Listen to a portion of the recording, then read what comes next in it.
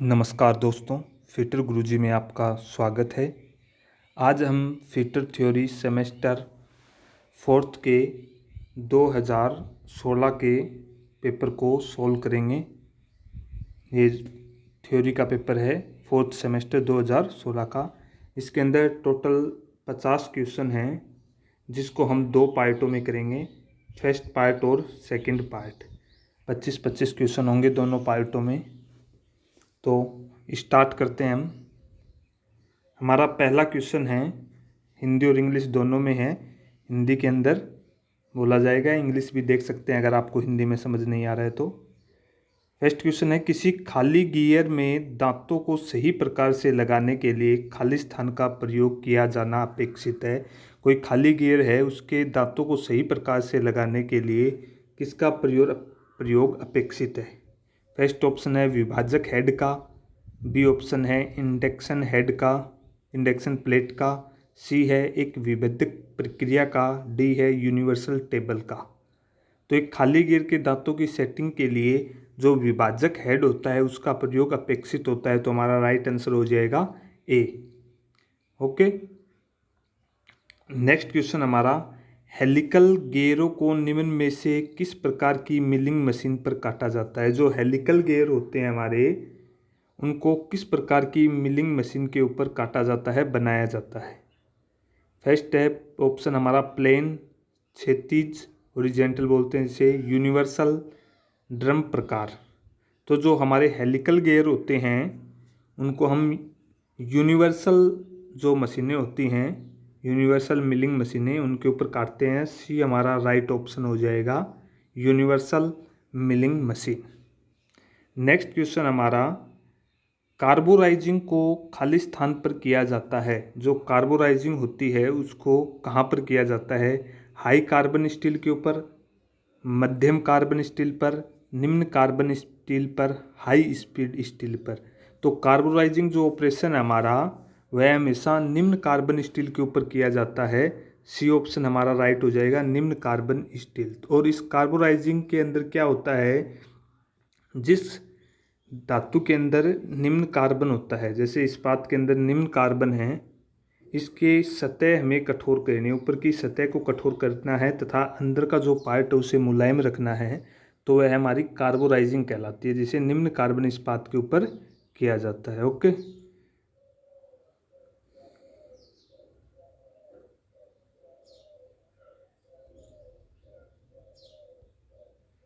Next question हमारा, मानक pipe fitting चूड़ियों के साथ उपलब्ध होता है, ये खाली स्थान के अनुरूप होती हैं। जो मानक पाइप फिटिंग होती हैं वे किस चूड़ियों के साथ होती हैं? BA, BSW, BSP, metric. तो जो मानक पाइप फिटिंग के अंदर प्रयुक्त चूड़ी होती हैं वो हमारी BSP चूड़ी होती हैं। कौन सी होती हैं? BSP, जिसका फुल फॉर्म है British standard pipe thread. C option हमारा राइट हो जाएगा, BSP चूड़ी, जिसका कोण होता है 55 डिग्री का, और ये पाइप फिटिंग के अंदर प्रयोग की जाती है। नेक्स्ट क्वेश्चन हमारा, जब एक या दो एलिमेंट घूम रहे हो तो निम्न में से कौन से क्लच को तोंदर लगाया जा सकता है?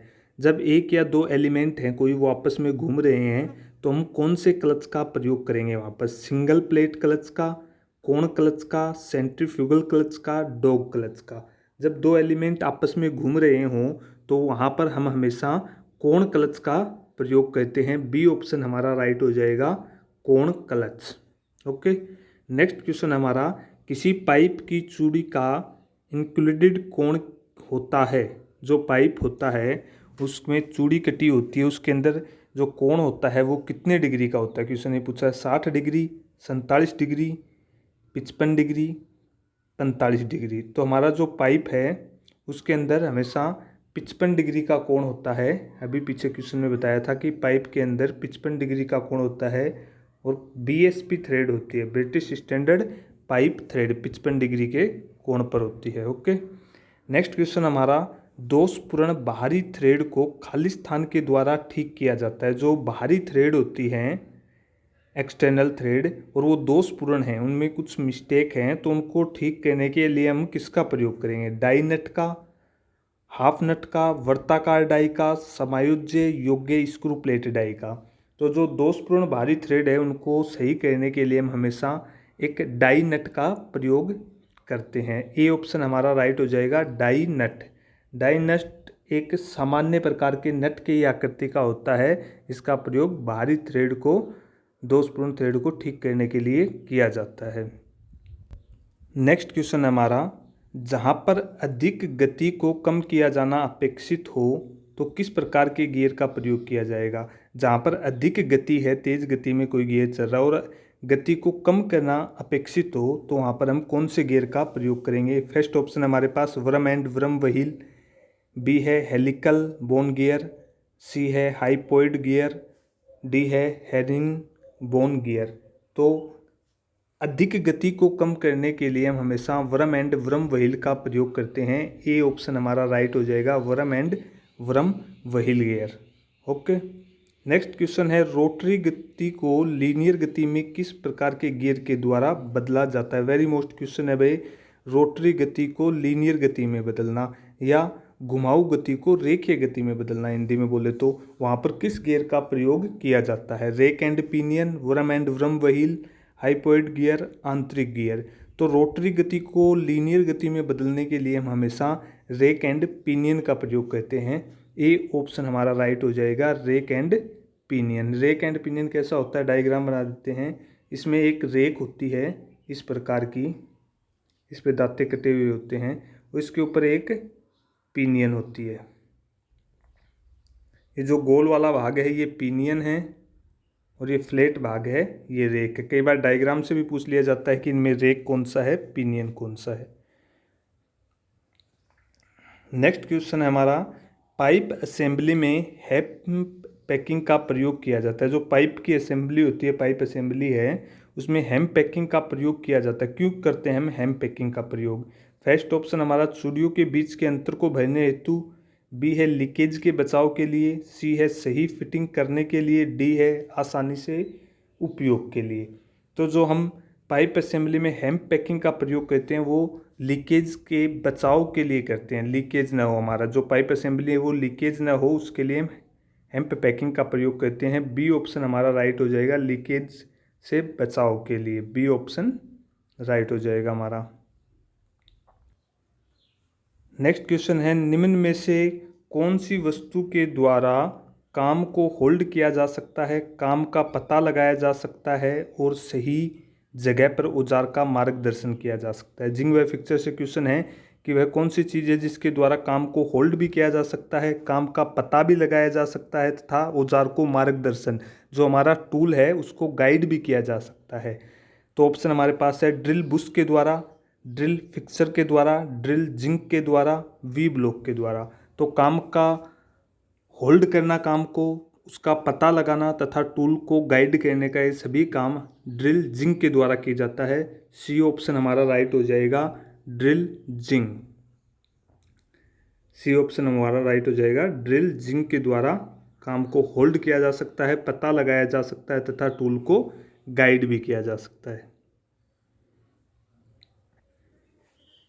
नेक्स्ट क्वेश्चन है, फिक्सचर में प्रेशर पैडों का अनुप्रयोग किया जाता है। जो फिक्सचर होते हैं उसमें प्रेशर पैड होते हैं, उनका प्रयोग क्यों किया जाता है। फर्स्ट ऑप्शन है, झटकों को बढ़ावा देने के लिए, वाइब्रेशन को बढ़ावा देने के लिए, झटकों को रोकने के लिए, भार को बढ़ाने के लिए। जो तो हमारा राइट आंसर हो जाएगा, जो फिक्सर है उसके अंदर प्रेशर पैड हम प्रयोग करते हैं उसका मेन पर्पज़ क्या है कि हमारा झटकों को रोकने के लिए। जब जो हमारा टूल है वो गति करे, कार्य करे, तो उसके फिक्सर के ऊपर जो झटके लगते हैं उनको रोकने के लिए हम फिक्सर में प्रेशर पैडों का प्रयोग करते हैं। तो हमारा सी ऑप्शन राइट हो जाएगा, झटकों को रोकने के लिए।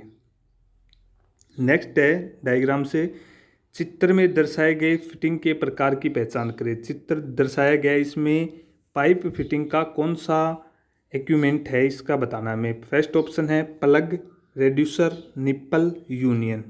तो जो चित्र दर्शाया गया है वह हमारा है यूनियन का। डी ऑप्शन हमारा राइट हो जाएगा, यूनियन।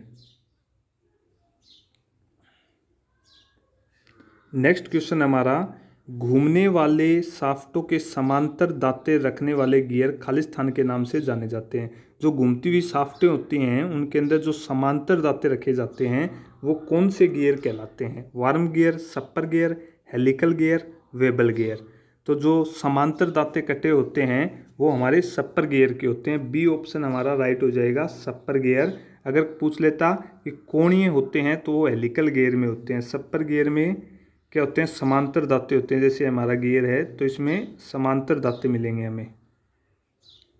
ओके, नेक्स्ट क्वेश्चन हमारा, लकड़ी, कागज, कपड़ा, ठोस सामग्री आदि वाले ईंधन को अग्नि को किस श्रेणी में रखा जाता है?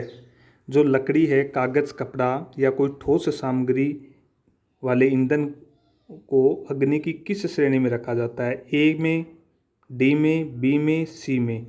तो जो ठोस पदार्थ के अंदर है जिसमें लकड़ी, कागज, कपड़ा आते हैं उनके अंदर जो अग्नि लगती है उसे अग्नि की ए श्रेणी के अंदर रखा जाता है। तो ए ऑप्शन हमारा राइट हो जाएगा, श्रेणी ए के अंदर। अगर आपको वीडियो पसंद आ रही तो वीडियो को लाइक कर दीजिए। अगर आप चैनल के ऊपर नए हैं तो चैनल को सब्सक्राइब करें, साथ ही अपने दोस्तों के साथ वीडियो को शेयर करें। नेक्स्ट क्वेश्चन है, गैल्वेनाइजिंग में निम्न में से किस धातु से कोटिंग की जाती है? जो गैल्वेनाइजिंग है उसके अंदर किस धातु की कोटिंग की जाती है? फर्स्ट ऑप्शन हमारा लेड, ब्रास, जिंक, एल्युमिनियम। तो जो गैल्वेनाइजिंग है हमारी उसके अंदर जिंक की कोटिंग की जाती है। हमारा सी ऑप्शन राइट हो जाएगा, जिंक। गैल्वेनाइजिंग जिसे हम जीआई शीट भी बोलते हैं, अगर सीट के ऊपर यह कोटिंग की गई है तो जीआई शीट बोल दिया जाएगा। अगर पाइप के ऊपर जिंक की कोटिंग की गई है तो उसे जीआई पाइप बोला जाता है। नेक्स्ट क्वेश्चन हमारा, ठीक प्रकार से बंद किए जाने के बावजूद भी पानी की टूटी से बहता रहता है, इस पर का क्या कारण है? एक नल है, उसे ठीक प्रकार से बंद कर दिया गया है फिर भी पानी टूटी से बहता रहता है, तो इसका क्या कारण है? फर्स्ट ऑप्शन है वॉशर का दोषपूर्ण होना, स्पिंडल का बेंट होना, रिटेनर के नट का लूज होना, डी है स्पिंडल की चूड़ियों का टूटा होना। तो हमारा राइट आंसर हो जाएगा वॉशर का दोषपूर्ण होना। अगर ठीक प्रकार से बंद करने के बाद भी टूटी से पानी निकल रहा है तो इसका मुख्य कारण है वॉशर का दोषपूर्ण होना।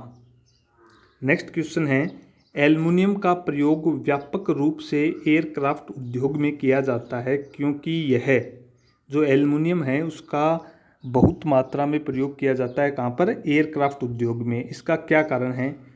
ए ऑप्शन है जंग प्रतिरोधक, बी है नरम वह तन्य, सी है भार में हल्का, डी है निम्न तन्यता मजबूती। तो एल्युमिनियम का एयरक्राफ्ट उद्योग में इसलिए प्रयोग करते हैं क्योंकि ये भार में हल्का होता है। सी ऑप्शन हमारा राइट हो जाएगा, भार में हल्का। सी ऑप्शन हमारा राइट हो जाएगा, भार में हल्का। नेक्स्ट क्वेश्चन है, ब्रेजिंग करने के लिए किस प्रकार की गैस की लो सबसे ज़्यादा सही होती है? ब्रेजिंग करते हैं हम, उसके लिए सबसे अधिक कौन सी लो प्रयोग में ली जाती है तथा सबसे उपयुक्त भी होती है यही लो? ब्रेजिंग क्या है? सोल्डरिंग का एक प्रकार है। सोल्डरिंग दो प्रकार की हो जाती है, एक तो नरम सोल्डरिंग, एक कठोर सोल्डरिंग। जो कठोर सोल्डरिंग होती है उसे हम ब्रेजिंग कहते हैं तथा यह स्थायी बंधक का प्रकार है। तो ब्रेजिंग करते समय हम जो लो सबसे अधिक प्रयोग लेते हैं वह कौन सी है? ए ऑप्शन हमारा ऑक्सी एलपी गैस लो, बी है ऑक्सी कोल गैस लो, सी है ऑक्सी एसिटिलीन गैस लो, डी है ऑक्सी हाइड्रोजन गैस लो। तो सबसे अधिक प्रयोग में ली जाने वाली है ऑक्सी एसिटिलीन गैस लो। ओके, जैसे ही वेल्डिंग में भी हम ऑक्सी एसिटिलीन गैस लो का ही सबसे अधिक प्रयोग करते हैं, उसी प्रकार ब्रेजिंग के अंदर भी ऑक्सी एसिटिलीन गैस लो का ही प्रयोग करते हैं। नेक्स्ट क्वेश्चन हमारा ब्रोंज अलोय है। ब्रोंज किसका अलोय है, किसका मिश्रण है? कांसा है जो वह किसका मिश्रण है? तांबे और टीन का, तांबे और जिंक का, तांबा जिंक और टीन का, जिंक और टीन का। तो जो हमारा ब्रोंज है कांसा वह तांबा वह टीन का मिश्रण है। सभी बता देते हैं आपको मिश्रण, 3-4 प्रकार के जो मोस्ट है। कांसा है जैसे हमारा कांसा हो जाता है तांबा प्लस टीन, और जो पित्तल है हमारा वो तांबा प्लस जस्ता का हो जाता है। जो गन मेटल है मुख्य बहुत बार पूछा जा चुका है, ये तांबा प्लस जस्ता प्लस टीन का हो जाता है। तो ये तीनों याद रखने IITI में 3 बार बार पूछे जाते हैं, तीनों ही मोस्ट हैं। तो हमारा राइट यहाँ पर हो जाएगा तांबे और टीन का, ए ऑप्शन राइट हो जाएगा। नेक्स्ट है पिच सर्किल तथा रूट सर्किल के बीच की रेडियल दूरी को कहते हैं। पिच सर्किल और रूट सर्किल के बीच की जो रेडियल दूरी होती है उसे हम क्या कहते हैं? डिडेंडम, एडेंडम, दांते के काम करने की गहराई, दांते की पूरी गहराई। तो डायग्राम से समझते हैं हम। जैसे एक गियर है, ये जिसके दांते हैं, इसमें पिच सर्किल और रूट सर्किल। रूट सर्किल हमारा ये हो गया, ये जो सर्किल बना है ये रूट सर्किल है, और पिच सर्किल दांतों के बीचों बीच होता है। ओके, तो पिच सर्किल तथा रूट सर्किल के बीच की दूरी, ये जो दूरी होगी ये क्या कहलाएगी? ये हमारी डिडेंडम कहलाती है। क्या कहलाती है? डिडेंडम। और ये जो ऊपर की दूरी है ये कहलाएगी हमारी एडेंडम। ओके, जो रूट पिच सर्किल और रूट सर्किल के बीच की दूरी कहलाती है डिडेंडम, और पिच सर्किल तथा टॉप के बीच की दूरी कहलाती है हमारी एडेंडम। तो हमारा राइट आंसर हो जाएगा ए, डिडेंडम। नेक्स्ट क्वेश्चन है, निम्न में से कौन सी वस्तु एक तरल लुब्रिकेंट है? लुब्रिकेंट स्नेक से क्वेश्चन पूछा गया है कि 4 ऑप्शन दिए गए हैं, इनमें से कौन सा एक तरल लुब्रिकेंट है? ए ऑप्शन है हमारा ग्रीस, बी है मोलिब्डेनम डाइसल्फेट, सी है सिंथेटिक तेल, डी है मोम। तो हमारे तरल का जो उदाहरण है वो है सी, सिंथेटिक तेल। सी ऑप्शन हमारा राइट हो जाएगा, सिंथेटिक तेल। नेक्स्ट हमारा डायग्राम से क्वेश्चन है,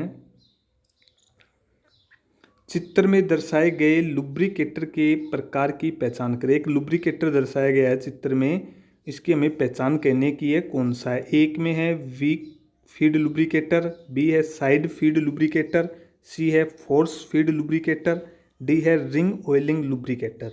तो ये जो चित्र में दर्शाया गया है हमारा, ये वीक फीड लुब्रिकेटर का उदाहरण है। ओके, ए ऑप्शन हमारा राइट हो जाएगा, वीक फीड लुब्रिकेटन, जो गुरुत्वाकर्षण विधि पर कार्य करता है। नेक्स्ट क्वेश्चन हमारा, ड्रिलिंग जिंक का प्रयोग के लिए किया जाता है। जो ड्रिलिंग जिंक होते हैं उनका प्रयोग कहाँ पर किया जाता है? ए ऑप्शन है केवल ड्रिलिंग कार्यों में, बी है ड्रिलिंग करते समय जॉब की क्लैंपिंग करने के लिए, सी है ड्रिलिंग, रिमिंग, टेपिंग तथा अन्य संबंधित कार्यों के लिए, डी है ड्रिल को सही कोण पर शार्प करने के लिए। तो जो ड्रिलिंग जिंग होते हैं हमारे, वो ड्रिलिंग, रिमिंग, टेपिंग तथा अन्य संबंधित क्रियाओं के लिए प्रयोग किए जाते हैं। सी ऑप्शन हमारा राइट हो जाएगा, ड्रिलिंग, रिमिंग, टेपिंग तथा अन्य संबंधित कार्यों के लिए। नेक्स्ट क्वेश्चन है हमारा, चित्र में दर्शाए गए फुटप्रिंट रेंच की पहचान करें। तो चित्र 4 प्रकार के रेंच के चित्र दर्शाए गए हैं, इनमें से हमें फुटप्रिंट रेंच की पहचान करनी है। तो हमारा बी ऑप्शन राइट हो जाएगा, ये है फुटप्रिंट रेंच। ओके, इस प्रकार हमारे फर्स्ट पार्ट के 25 क्वेश्चन पूरे होते हैं। सेकंड पार्ट में इसके बचे हुए हम 25 क्वेश्चन पूरी करेंगे। आशा करता हूँ आपको वीडियो पसंद आई होगी। धन्यवाद।